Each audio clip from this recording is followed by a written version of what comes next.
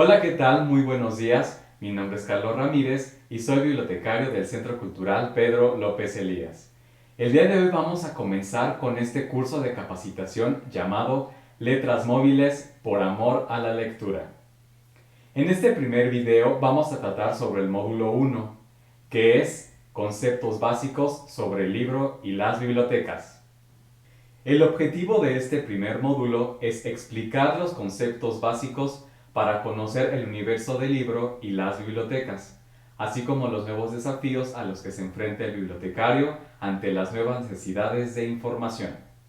El temario de este primer módulo es el siguiente. El punto número 1 es origen e historia de las bibliotecas. Dentro de este mismo punto vamos a tomar en cuenta la historia del libro, la biblioteca y el bibliotecario. El segundo punto es bibliotecas de hoy ante los nuevos desafíos. Vamos a hablar sobre los tipos de bibliotecas y haciendo un especial énfasis en la biblioteca pública en México. Dentro de este tema hablaremos sobre la Red Nacional de Bibliotecas Públicas y la Ley General de Bibliotecas. También hablaremos sobre los nuevos desafíos, las nuevas necesidades de información y los nuevos tipos de material. Y el punto número 3 sería importancia del material digital y físico. Ok, vamos a iniciar con la historia del libro para después definir qué es un libro. El libro de hace miles de años era una tablilla de arcilla. La tablilla de arcilla fue el primer soporte del libro. Este es el ejemplo de una tablilla de arcilla. Es una tablilla de arcilla sumeria que data del año 2200 a.C. Las características de las tablillas de arcilla eran las siguientes. Fueron hechas en Mesopotamia por los sumerios durante el cuarto milenio. El material principal era la arcilla, húmeda y maleable. Tenían una forma redondeada y rectangular. Contenía una escritura cuneiforme. El tamaño de estas tablillas de arcilla oscilaba entre los 2 centímetros de lado a los 30 centímetros de longitud. Algunas estaban escritas por ambos lados. Pero, ¿quiénes creaban estas tablillas de arcilla? Las tablillas de arcilla eran creadas por los escribas para mantener y transmitir la sabiduría sobre medicina, negocios, literatura y religión. Posteriormente nace el siguiente soporte del libro, el papiro. El papiro, de origen vegetal, fue creado por los egipcios. Las características del papiro son las siguientes. De origen vegetal, fue creado por los egipcios hacia el año 300 a.C. El papirus es una planta fibrosa que crecía en los alrededores del río Nilo. Los egipcios producían papiro con gran perfección y técnica. Seccionaban el tallo en finas tiras que pegaban por sus bordes. Esas hojas se dividían en páginas formando un rollo o volumen. Los escribas podían plasmar un texto distribuyéndolo en columnas verticales que podía leerse de derecha a izquierda. Vamos con el tercer soporte del libro antiguo, el pergamino. Si el papiro era de origen vegetal, el pergamino era de origen animal.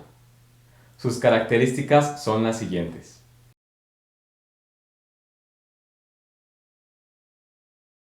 Fue la competencia del papiro por un conflicto entre Pérgamo y Alejandría.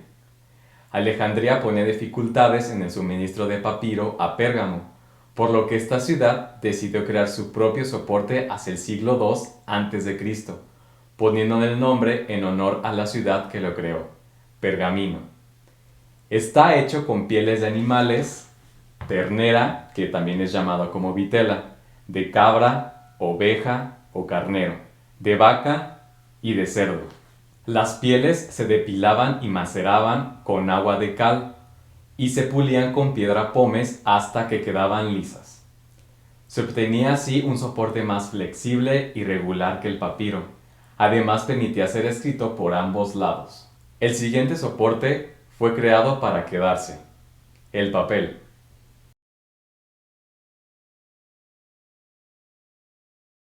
El papel fue un invento chino del siglo II a.C. Fue creado a partir de bambú, corteza de árbol o viejas redes de pesca. Triturado y macerado se elaboraba una pasta mezclada con algas agar-agar y se extendía sobre un tamiz cuadrangular. Una vez seca la pasta se obtenían hojas delgadas y flexibles, impermeables y económicas, que permitían escribir y dibujar con facilidad. En el siglo VII, los árabes robaron la fórmula del papel, haciendo prisioneros a unos artesanos chinos para revelar el secreto de la obtención del papel. La ventaja de esto fue que los árabes desarrollaron un mejor proceso mecánico para su fabricación. La materia prima de los árabes eran los trapos de lino y algodón.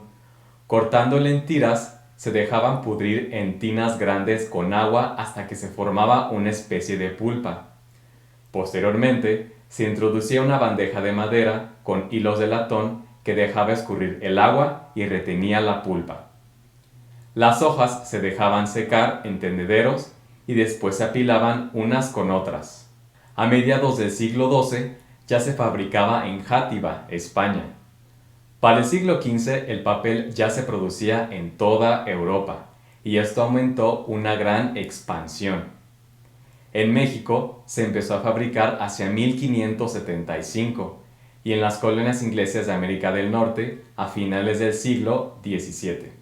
Después del papel se decidió encuadernar las hojas de papel o pergamino para formar lo que sería el antecesor del libro impreso, el códice. Este es el ejemplo de un códice europeo. De acuerdo a las necesidades, se decidió encuadernar aquellas hojas sueltas escritas a mano. A este conjunto de hojas cosidas y encuadernadas se les llamó códice. Los códices son libros encuadernados escritos a mano, que se realizaron antes de la invención de la imprenta, es decir, antes del siglo XV. El principal material que se utilizó fue el pergamino, debido a que se escribía en ambas caras. Mientras esos eran los códices europeos, acá en Mesoamérica existían los códices prehispánicos. Los códices prehispánicos son definidos como los documentos pictóricos o de imágenes, realizados con productos culturales de las grandes civilizaciones maya, azteca, mixteca, zapoteca, otomí, purépecha, etc., que surgieron y desarrollaron en Mesoamérica. Son también definidos como los manuscritos pintados o escritos dentro de la tradición indígena de manufactura. También son llamados como amoxtlis y eran elaborados por los tlacuilos, pintores escribanos. Datan de los años aproximadamente 300 al 600 después de Cristo. Este es un ejemplo del Códice Dresde de la cultura maya, del siglo X al siglo XVI. Posteriormente a los códices europeos y prehispánicos, nace el libro como hoy en día lo conocemos. El libro impreso. El libro impreso o libro tipográfico nace por la necesidad de generar copias y copias de varios títulos a la vez. El detonante de todo esto fueron las universidades del siglo XIII. Para esto, Johannes Gutenberg desarrolló un mecanismo en 1450, mitad del siglo XV, que revolucionó completamente al libro, a la imprenta tipográfica. El término tipográfico deriva al uso de una de las herramientas para imprimir, los tipos móviles, que son barras de metal entre plomo, estaño y antimonio que en su aleación formaban cada uno de los caracteres a imprimir. Uno de los objetivos del libro impreso es que tenía que ser lo más idéntico posible a los libros manuscritos, a los códices. A los libros que fueron impresos durante el nacimiento de la imprenta, es decir, 1450 a 1500, se les llama como incunables. El primer libro incunable fue la llamada Biblia Latina o Biblia de 42 líneas, o también conocida como Biblia Mazarina, terminada en 1455. Como lo ven en la imagen, este es un facsímil de la Biblia de 42 líneas. Después de la creación de la imprenta en Europa, la imprenta llega a México. Nueva España, México, fue el primer lugar de América en recibir la imprenta en el año de 1539.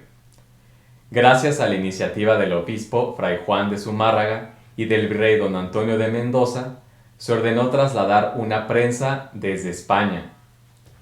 En ese mismo año, Zumárraga contrata a la primera familia impresora de México, viniendo desde Sevilla, la de Juan Kronberger, junto con su empleado Juan Pablos, para dirigir la imprenta. Todos los libros publicados durante 10 años llevaban el nombre de Kronberger. Después apareció el nombre de Juan Pablos. La imprenta se instaló en la actualmente conocida Casa de la Primera Imprenta de América, ubicada entre las calles Moneda y Licenciado Primo Verdad. Entonces, ¿qué es un libro? La ley española en el 2007 publica su propia definición, diciendo que un libro es una obra científica, artística, literaria o de cualquier otra índole que constituye una publicación unitaria, en uno o varios volúmenes, y que puede aparecer impresa o en cualquier otro soporte susceptible de lectura. Ahora vamos a pasar al siguiente tema, las bibliotecas y su historia. Vamos a iniciar con la definición del término. Biblioteca es un tipo de unidad de información. Así como existen las bibliotecas, también existen otro tipo de centros o unidades de información, como museos, mapotecas, archivos, cinetecas, fototecas, ludotecas, pinacotecas, etc. Ana Dobra nos dice en su libro publicado en 1997 que el término biblioteca viene del griego biblión, libro, y teque, caja. Ella dice que es un centro, dependencia, entidad privada con sentido de empresa u organismo oficial que reúne una colección más o menos numerosa de libros y de otros materiales similares, organizada y atendida especialmente, que brinda servicios de información, formación, recreación y animación cultural, mediante el préstamo de sus obras y actividades afines. Ahora vamos a conocer la historia de las primeras bibliotecas antiguas. La Biblioteca de Ebla fue la primera biblioteca conocida. Se encontraba en la actual Irak, al sur de Alepo. Data del siglo XXIII a.C. Fue víctima de incendios y una vez reconstruida, fue destruida por los hititas en 1600 después de Cristo. Su colección estaba formada por tablillas de arcilla con textos administrativos, jurídicos, históricos, edictos y proverbios. En 1975 se encontraron 17.000 fragmentos de tablillas de arcilla. La siguiente biblioteca es la Biblioteca de Asurbanipal. Pertenecía al asirio Asurbanipal, quien dotó a su país de palacios y templos y alto nivel cultural. La mantuvo oculta durante siglos. En el siglo XIX fue descubierta en la llamada Cámara de los Leones. Contenía 30.000 fragmentos de tablillas. Ahora se encuentran en el Museo Británico. Las tablillas de arcilla se ordenaron por materias: religión, historia, magia, astrología, animales y plantas. La siguiente biblioteca fue la biblioteca antigua más importante de todo el mundo, la Biblioteca de Alejandría. Fue la antigua biblioteca más grande del mundo. Fue fundada en el siglo III a.C. por Ptolomeo I, rey de Egipto. Dos colecciones formaban la biblioteca: el Museión, el Templo de las Musas, con 700.000 volúmenes, y el Serapeión, el Templo de Serapis, con 45.000 volúmenes. Calímaco de Cirene fue el primer bibliotecario en colaborar en la biblioteca. Gracias a él, se creó el primer catálogo bibliográfico, que abarca 120 volúmenes, llamado Pinaques, y distribuido en 8 grandes temas: drama, oratoria, poesía, lírica, legislación, medicina, filosofía y varios. En el año 48 a.C., la biblioteca recibió un ataque en contra de Julio César, lo que provocó un incendio en la sala de Serapellón hasta extenderse a la biblioteca entera. En la actualidad se dio a la iniciativa de recrear una vez más la Biblioteca de Alejandría y es la segunda biblioteca más grande del mundo, después de la del Congreso de los Estados Unidos. La siguiente biblioteca es la Biblioteca Vaticana. Su nacimiento se remonta en el siglo III por el Papa Nicolás V. Fue considerado como el Papa amante de los libros y mecenas del arte. Se considera una de las bibliotecas más hermosas del mundo. Se ha enriquecido con donaciones de nobles, reales y diplomáticos. La siguiente biblioteca es la más importante para el ámbito bibliotecológico y la más grande en cuanto a acervo, la Biblioteca del Congreso de los Estados Unidos. Se encuentra en Washington, Estados Unidos, y fue fundada en 1800 bajo la responsabilidad del Poder Legislativo. Es la biblioteca más grande del mundo y actualmente cuenta con una colección de 171 millones de recursos. En 1814 fue quemado el Capitolio, destruyendo la Biblioteca del Congreso. En 1815 se compra la biblioteca personal de Thomas Jefferson en $23,950 para reemplazar la colección perdida en el incendio. En 1897, después de años de hacinamiento en el Capitolio, el nuevo y monumental edificio de la biblioteca se abre oficialmente al público. En este mismo año nace su propio sistema de clasificación. En 1901 anuncia que sus fichas de catálogo impresas ya están disponibles para la venta en bibliotecas de todo el mundo. Actualmente la biblioteca tiene 3 edificios: el edificio Thomas Jefferson, el edificio Adams y el edificio James Madison. Ahora toca hablar de las bibliotecas prehispánicas. También eran llamadas como Amoxcalli. Se encargaban de resguardar los códices, amoxtlis, creados por los tlacuilos. Eran recintos construidos por los gobernantes de los distintos grupos étnicos, con la finalidad de que en ellos se elaboraran y preservaran los códices que poseían el saber de la comunidad a la cual estaban dirigidos. Su ubicación física se presenta principalmente en las grandes ciudades, como Texcoco, Tenochtitlán, Mérida, Tula, Mani, Tlatelolco y Tlaxcala. Los Amoxcalli realizaban funciones semejantes a las bibliotecas de nuestros días. En ellos se agrupaban documentos de distintas temáticas. La organización y acomodo físico de los códices se realizaban agrupándolos por especialidad: cronológicos, territoriales, tributarios, religiosos, astronómicos, genealógicos, etc. Ahora toca el turno de las bibliotecas coloniales. La destrucción de las bibliotecas prehispánicas fue un pretexto para la eliminación de la cultura mesoamericana por parte de los españoles. Esto motivó a la creación de bibliotecas conventuales y coloniales, que tenían el objetivo de promover la evangelización de los indígenas. Fueron creadas por las distintas órdenes religiosas que llegaron a México. Las que destacan son el Colegio de la Santa Cruz de Tlatelolco, el Colegio Mayor de Santa María de Todos los Santos, las particulares de Juan de Zumárraga, de Vasco de Quiroga, de Bartolomé González, de Carlos de Sigüenza y Góngora, de los conventos de los franciscanos, carmelitas, mercedarios, dominicos y agustinos. Y ahora toca hablar sobre nuestra profesión, el bibliotecario. Conozcamos algunas definiciones.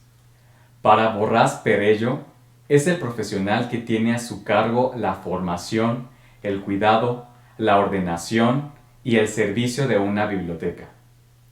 Mientras que para Ana Dobra, es una persona que desempeña tareas inherentes a la actividad de cualquier tipo de biblioteca, como atención al público y referencia, circulación o préstamo, procesos técnicos, promoción de la lectura, extensión bibliotecaria, etc.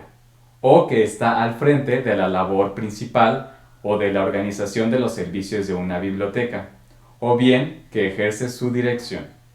Ahora bien, el bibliotecario pasó a ser un cuidador y organizador de tablillas, papiros y pergaminos en un lugar especial que todavía no era llamado biblioteca.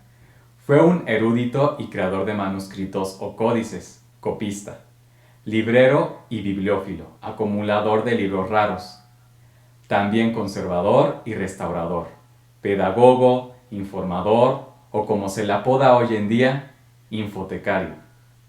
El bibliotecario de hoy ya puede ser un profesionista capacitado para ser el intermediario entre la información y el usuario, fomentar la cultura, mediador de lectura y usar las tecnologías a su paso para mejorar sus tareas y habilidades en los medios virtuales.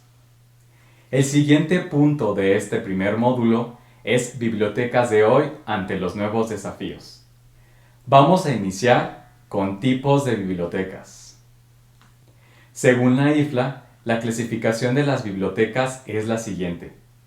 Bibliotecas universitarias, orientadas a proporcionar acceso a la información en el ámbito universitario, facilitando servicios de apoyo a la investigación y a la enseñanza y al estudio. Las bibliotecas escolares. Es el espacio del centro educativo con recursos de información al servicio de la comunidad educativa. Debe apoyar los objetivos académicos, la igualdad de oportunidades y el fomento a la lectura. Para su propósito, debe disponer del espacio, personal y recursos necesarios. Bibliotecas especializadas. Dedicadas a una determinada disciplina. Suministran la información específica que los usuarios necesitan, como el servicio de diseminación selectiva de la información. Biblioteca Nacional. Su función principal es el de mantener el control bibliográfico nacional de un país, es decir, identificar, recopilar y organizar todas las publicaciones que se realizan dentro del país para preservar las colecciones del patrimonio histórico y cultural. Se nutre por medio del depósito legal y es mantenida y gestionada por el Estado. Se encarga de elaborar la bibliografía nacional del país, compilar catálogos colectivos y reunir bibliografía extranjera sobre el país. Bibliotecas digitales, relacionadas con el documento electrónico, y existen 3 tipos de bibliotecas digitales. La biblioteca electrónica es aquella que proporciona catálogos y listas de colecciones que se encuentran físicamente en un lugar, por ejemplo, Biblioteca Electrónica del Instituto Cervantes. Biblioteca virtual. Simula una biblioteca tradicional, pero en realidad virtual. Conforma un repositorio de documentos en varios formatos, como por ejemplo la Biblioteca Virtual de Miguel de Cervantes. Y la tercera es la biblioteca híbrida, la mayoría en la actualidad. Combina colecciones electrónicas con la existencia de la biblioteca física. Bibliotecas públicas. La biblioteca pública es el servicio que se otorga a la sociedad para que todos los ciudadanos tengan acceso a la cultura y la información. Se presenta como un conjunto interrelacionado de centros y cada uno presta sus servicios a cierta población en función a su ámbito geográfico. Los servicios que puede ofrecer una biblioteca pública son de préstamo, de formación de usuarios, para niños y jóvenes, de información orientación, a grupos con necesidades especiales y servicios culturales. Ahora toca hablar sobre los antecedentes históricos de la biblioteca pública en México. Una de las primeras bibliotecas públicas de México fue la Biblioteca de la Catedral Metropolitana, la Biblioteca Turriana. Las primeras bibliotecas de Nueva España fueron la del Colegio de Santa Cruz de Tlatelolco y la Biblioteca de la Catedral Metropolitana. Esta última fue creada en el año 1534.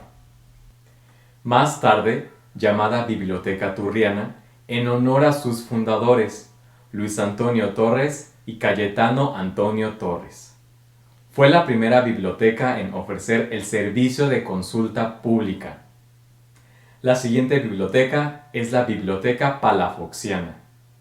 Fue fundada en 1646 con la donación de 5.000 volúmenes, realizada por el obispo Juan de Palafox y Mendoza, en Puebla, Puebla. Esta fue la primera biblioteca pública de América en general. En 1981, la biblioteca dejó de ser pública y se convirtió en un museo, aunque hasta la fecha sigue dando servicio a investigadores de todo el mundo.